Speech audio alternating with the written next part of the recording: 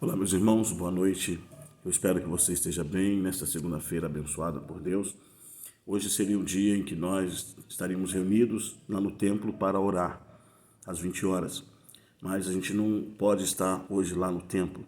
Eu quero convidar você para as 20 horas, junto com a sua família ou sozinho, enfim, do jeito que você puder, mas que você orasse ao Senhor nesse dia.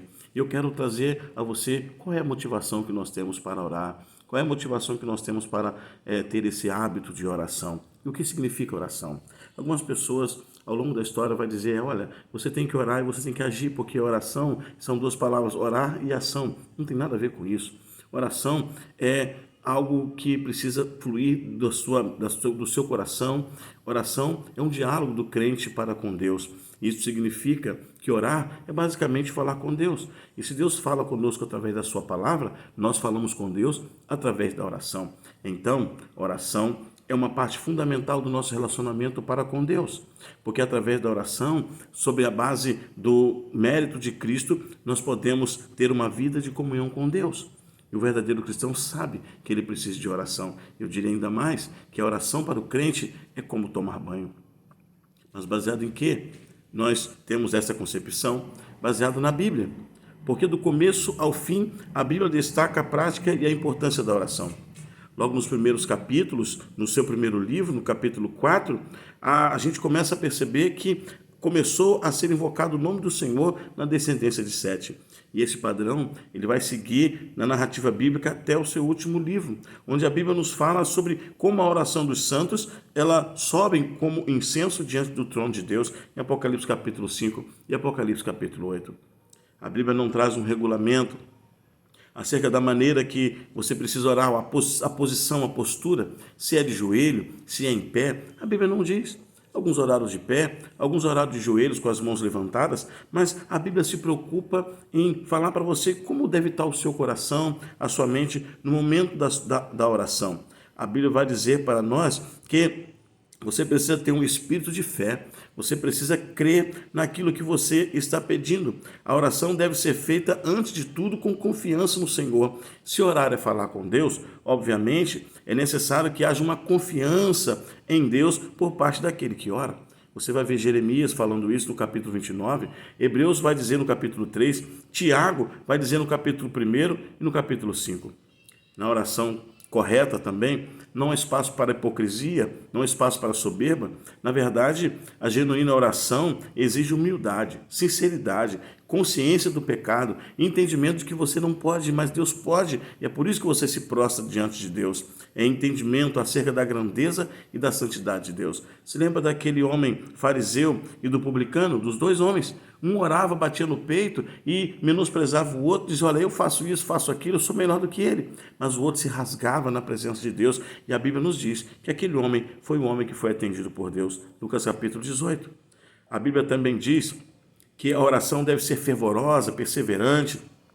A Bíblia diz que na oração nós podemos vencer as tentações malignas e as inclinações pecaminosas da nossa carne. Jesus ensina que pela oração nós podemos rogar ao Pai para que não venhamos a cair em tentação, como Mateus capítulo 6. Além disso, não podemos orar a Deus confiando em nossas próprias qualidades, mas devemos orar a Deus confiando nos méritos de Cristo. Por isso, o Novo Testamento nos ensina que nossas orações devem ser feitas em nome de Jesus. Você vai ver isso em João capítulo 14, em João capítulo 15 e em João capítulo 16. Quais os exemplos que a Bíblia nos mostra sobre a oração? Muitos exemplos. Abraão, Isaac, Jacó, os patriarcas, eles tiveram uma vida de oração. Você vai ver isso em Gênesis 18, 20, 25, 32. Você vai ver Moisés também orando, tinha uma vida frequente de oração. Você vai ver isso em Gênesis 32, em Números 14. Você vai ver também o sucessor de Moisés orando, Josué capítulo 10. Ele tinha uma vida de uma consciência da eficácia da oração.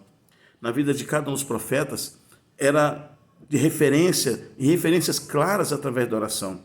O profeta Elias, por exemplo, é um dos maiores que são lembrados na Bíblia quanto o assunto é oração.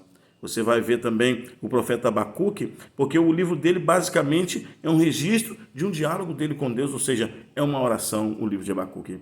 Outros personagens bíblicos que oraram também foi Jó. Jó, ele orava e a Bíblia nos fala sobre a vida dele, que era uma vida de oração. Nos Salmos, você vai ver muitas pessoas orando. Salmo 6, Salmo 61, Salmo 66, Salmo 102. Também você vai ver isso em Provérbios. Na verdade, o livro de Salmos reúne a maior coletânea de oração. Você vai ver Davi orando sempre. Ele se arrependia, ele louvava, ele clamava a Deus, enfim, estava sempre orando. No tempo do exílio, quando o povo estava preso no exílio, eles oravam a Deus. Você vai perceber Daniel orando, Neemias orando, Esdras orando. Você vai perceber que depois que eles saem, eles continuam orando a Deus, agora agradecendo a Ele. Já no Novo Testamento, e por último, nós temos o exemplo do nosso Senhor e Salvador Jesus Cristo, o nosso maior exemplo. Jesus tinha uma vida de oração. Definitivamente a vida de Cristo foi uma vida de oração. Você vai perceber isso nos evangelhos. Leia os evangelhos e você vai perceber. Jesus se preocupou em ensinar os seus discípulos a orar. E até mesmo na cruz, Jesus orou. Quero convidar você para ter uma vida de oração. Quero convidar você para hoje, às 20 horas, orar. Não importa se junto com a sua família ou sozinho, não importa como eu disse no início, mas ore. Não ore só hoje, mas ore amanhã, ore todos os dias. Se esses homens oraram, foram vitoriosos, você também vai ser vitorioso em nome de Jesus. Segue o exemplo de Cristo, segue o exemplo do seu pastor, que se preocupa com a oração, porque ele entende que a oração é a chave da nossa vitória. Se a oração é falar com Deus, não esqueça de ler a Bíblia, porque a Bíblia é Deus falando com você. Amém. Deus te abençoe.